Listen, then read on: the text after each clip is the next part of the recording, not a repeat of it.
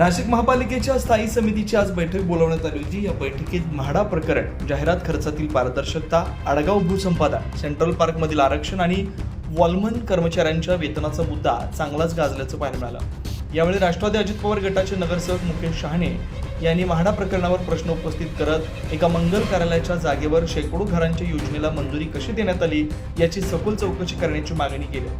Central park परिसरातील एका प्रकल्पात आर्थिकदृष्ट्या दुर्बल घटकांसाठी आवश्यक असलेली 20% घरं राखीव न ठेवल्याचा आरोप करत स्वतंत्र चौकशीची मागणी त्यांनी केली। या प्रकरणाची सखोल चौकशी जर झाली नाही तर त्यांनी स्वतः आंदोलनाचा इशारा दिला। काय झालं मला माहिती नाही। अचानक हा विषय आपल्या महापालिकेतून सगळ्यातून तो विषय जरा दाबला गेला, हा असं आपल्याला निदर्शनात आला आहे। आता हा एवढा मोठा विषय आहे, आपल्या रामायणच्या शेजारी महापौरांचा बंगला आहे, महापौरांच्या बंगल्याच्या शेजारची बिल्डिंग, तिथं आपले अधिकारी वर्ग आणि हा शेखर परदेशी, आपलं काय नाव श्रीकांत परदेशी, हा अटक झालेला चोर यांनी जो घोळ केलेला आहे आणि आता ह्याच्यातून म्हाडाचे जवळजवळ 134 फ्लॅट तिथून त्यांनी मुक्त केलेले आहे।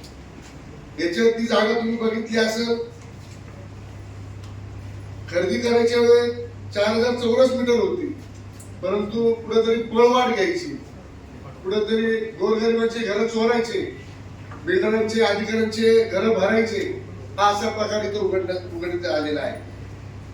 वाचवण्यासाठी 3943 चौरस मीटर यांनी परमिशन दिली।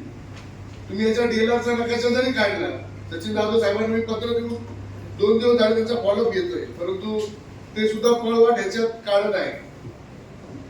सचिन जाधव साहेब, तुम्ही त्या दिवशी मला उत्तर देणं अपेक्षित होतं, परंतु तुम्ही त्याच्यात हलगर्जीपणा केलेला आहे। आपण किती लोकांचे गोरगरिबांचे घर खाणार आहात?